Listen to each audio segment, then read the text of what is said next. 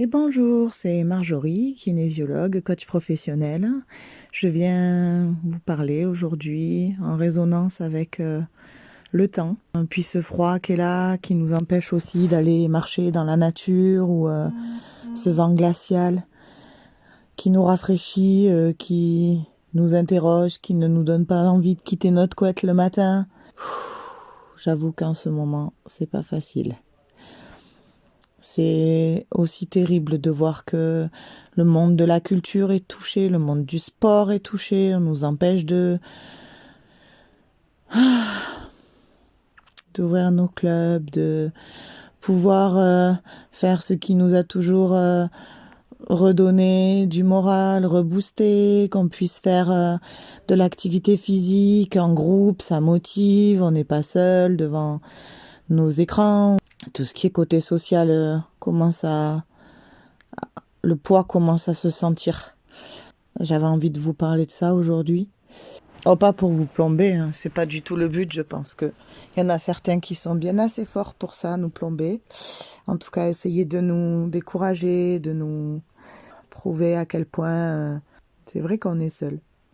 Ça, je vous l'ai dit dans la vidéo sur les maladies. Quand on a une difficulté, un problème ou quoi que ce soit, on est seul. Tous les divertissements nous sont enlevés là. Ce qui veut dire qu'on ne peut pas ni faire la fête, ni aller faire du sport, évacuer. Donc on se sent vraiment seul. Et si cette période, justement, était une période qui pouvait venir nous permettre de sentir à quel point on peut être bien seul, rentrer en nous, faire connaissance avec nous-mêmes, regarder comment nourrir à l'intérieur de nous ce que d'habitude le sport ou la musique nourrit. Regardez peut-être le fait que je puisse moins me divertir. Quels sont les manques en moi? De quoi j'ai besoin? Qu'est-ce que m'apporter mes amis, ma famille, mes partages, même des conflits parfois? Qu'est-ce que ça a apporté à mon quotidien, en moi, qui aujourd'hui laisse place au calme pour certains? Les personnes âgées, j'ai beaucoup pensé à elles et en ce moment, je pense beaucoup, beaucoup, beaucoup à elles. Pourquoi? C'est des personnes qui ont vu une évolution déjà énorme depuis qu'elles sont arrivées. C'est-à-dire que, moi je me souviens toute petite, ma grand-mère, elle jouait avec le Minitel pour essayer de trouver des informations.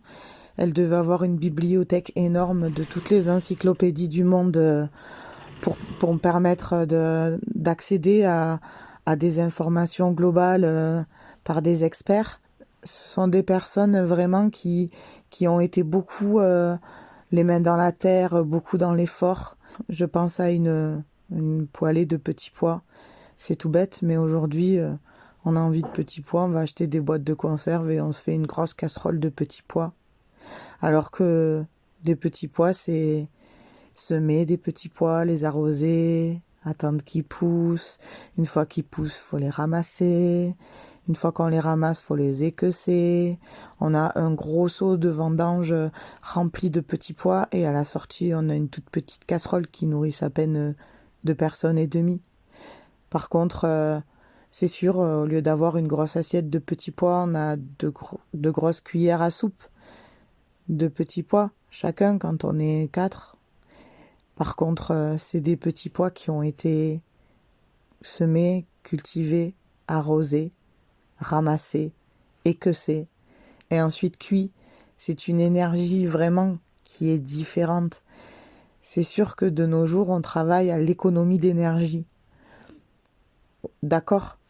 Par contre, est-ce qu'une seule fois on s'est posé la question de tout ce que pouvait apporter le fait qu'on prenne du temps pour faire les choses? Est-ce qu'on s'est posé la question à se dire, mais la cuillère de petits pois que j'ai ramassée, que j'ai équeusée, quelle énergie elle m'apporte par rapport aux cuillères de petits pois mis en conserve? Est-ce que vous avez ne serait-ce que mesuré la différence? Alors moi, j'ai cette chance d'avoir des petits pois du jardin, du coup, je peux mesurer la différence.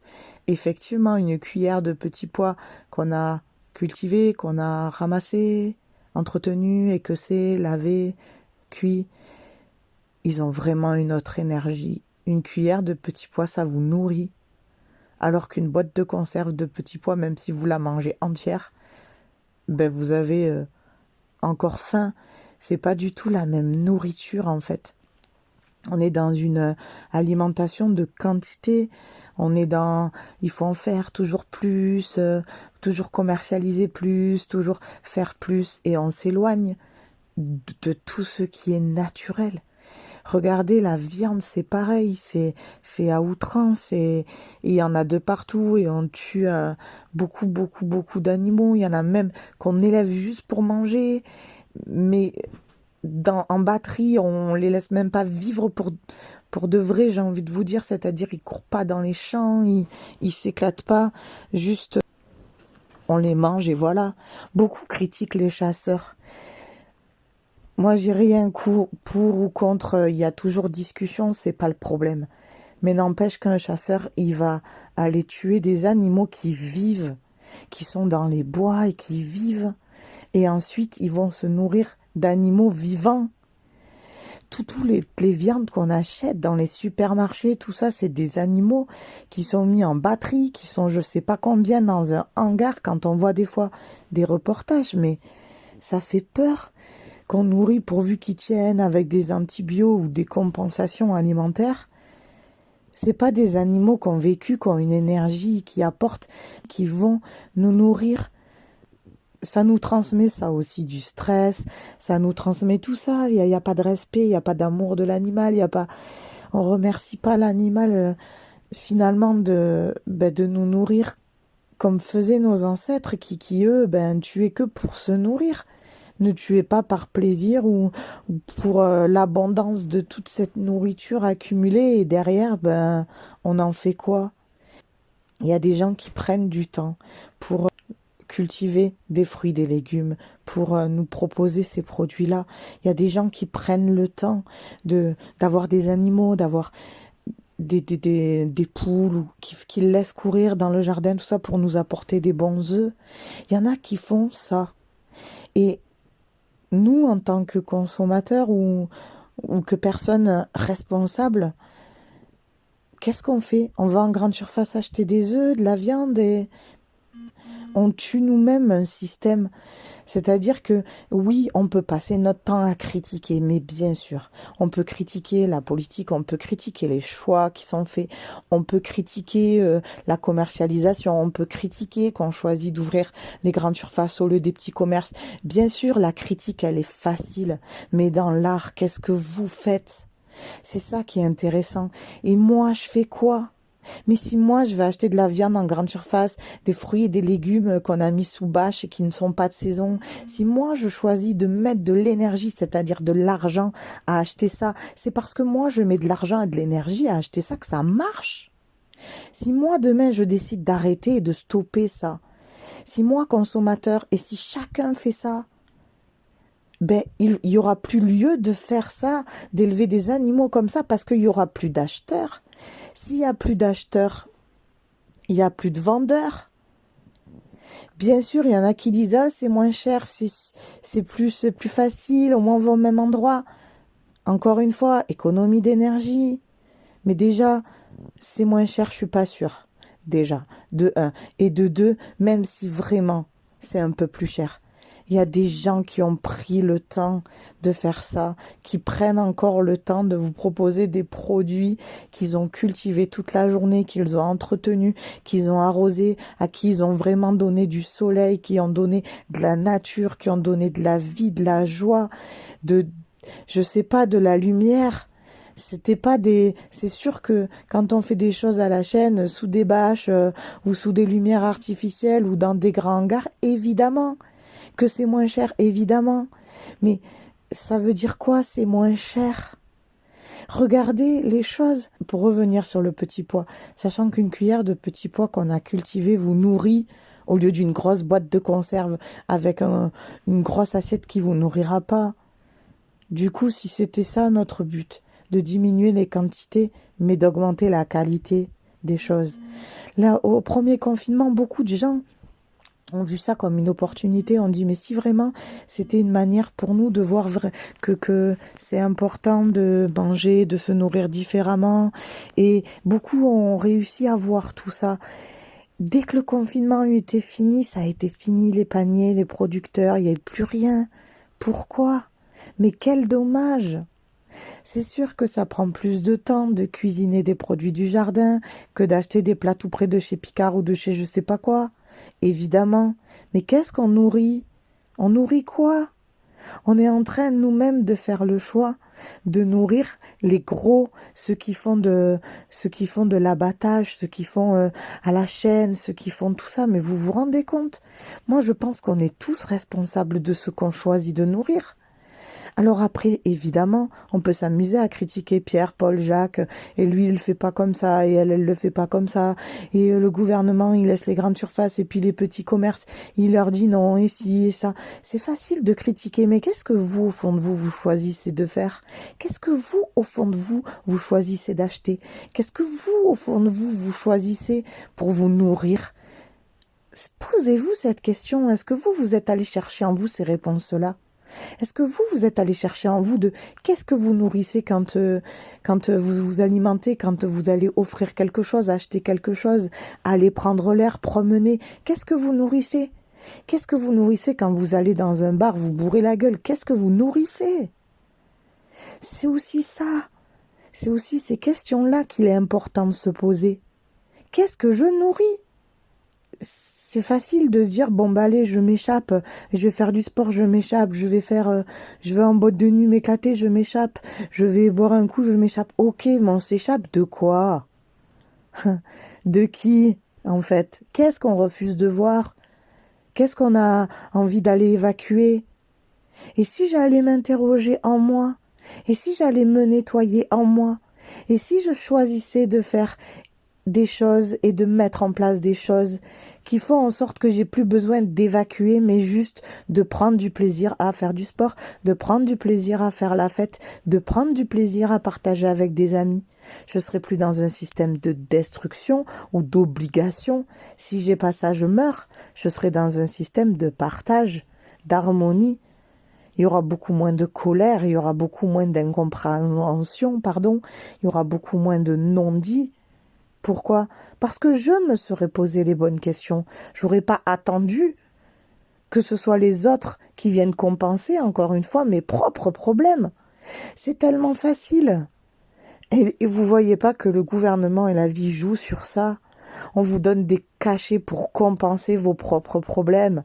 J'ai mal à la tête, je prends un cachet, j'ai plus mal, voilà, ça m'arrange.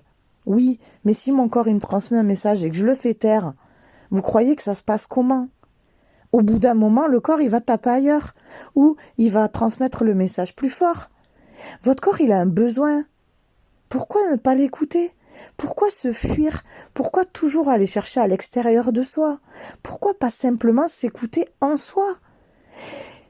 Vous voyez, la compensation, c'est quoi? C'est, je vais pas bien, d'accord? Eh ben, au lieu d'aller régler mon problème, eh ben, je vais donner mon pouvoir à un médecin d'aller le régler, je sais pas, à un autre thérapeute ou à la société, ou, c'est tous les gens qui doivent régler mes problèmes. Mais ça marche pas comme ça. Votre corps, il a besoin de vous. Vos problèmes, ils ont besoin de vous, c'est tout. Ils n'ont pas besoin de Pierre, Paul, Jacques. Ils ont besoin de vous, simplement. Restons simples et centrés sur nous. Si nous allons chercher notre propre problème, nous allons trouver nos propres solutions. Et une solution qui me correspondra à moi ne vous correspondra peut-être pas à vous, parce que chacun a ses propres solutions. Chacun a ses réponses. Pourquoi la maladie, elle arrive? Parce que si vous n'avez pas de problème et si vous tombez pas malade, eh ben vous n'allez pas vous questionner sur comment améliorer votre vie finalement. Des fois, on est obligé d'avoir un problème ou une difficulté pour se dire « Mince, qu'est-ce qui va pas en moi? Qu'est-ce que j'ai pas compris ?» Si votre corps il vous met pas en difficulté ou si la vie ne vous met pas en difficulté, vous n'allez pas vous poser les bonnes questions. Qui est allé travailler sur lui ou est allé consulter alors qu'il allait bien? Qui fait ça? Voilà, pourquoi? Moi, plus j'avance dans le système et plus je me dis, mais c'est hyper important en fait. C'est important quand je vais bien d'aller voir comment je pourrais aller mieux. Et oui, du coup, mon corps, il n'a pas besoin de me faire attraper plein de maladies, de me rendre malade et de me mettre des épreuves. À chaque fois que j'ai une épreuve ou que je vis quelque chose qui est difficile, c'est qu'il y a un message derrière que j'ai pas entendu. Un message que mon corps a cherché à me transmettre, de manière douce, bien évidemment.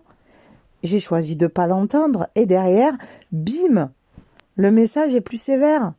Pourquoi? Tant que j'entends pas, l'univers me le rappelle, évidemment. Souvent dans les arts martiaux, on dit quand l'élève est prêt, le maître paraît.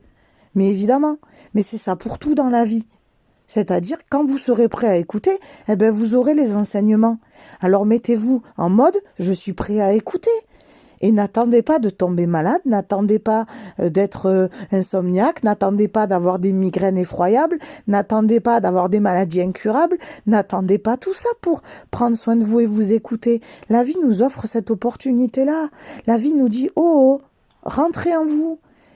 Rentrez en vous, au lieu d'aller passer votre temps à juger les gens, à regarder comment lui il a mis sa voiture, ou comment lui il a parlé, ou comment lui il a réagi à ça, ou comment elle a fait ça, ou comment elle s'habille, ou comment... Stop! Et moi?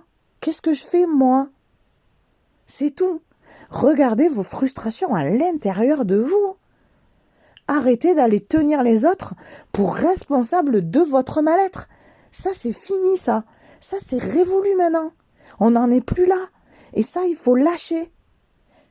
Et oui. Et je pense vraiment important que ce message soit entendu. C'est un petit coup de gueule aujourd'hui, oui, parce que dans ce froid glacial, dans ce temps, dans tout ce qui se passe, dans vraiment toutes ces épreuves, je me dis, mais à un moment donné, qu'est-ce qu'on a à comprendre? Et si on arrive vite à comprendre tout ça, on sortira de ce cauchemar. Seuls nous pouvons décider de sortir de ce cauchemar-là. À vous de voir. Moi, j'ai fait mon chemin. Quel est le vôtre aujourd'hui? Allez-vous décider d'aller vous poser les bonnes questions? À vous de jouer. Seul vous êtes responsable de votre futur et du futur de la planète. Prenez-en conscience. À bientôt.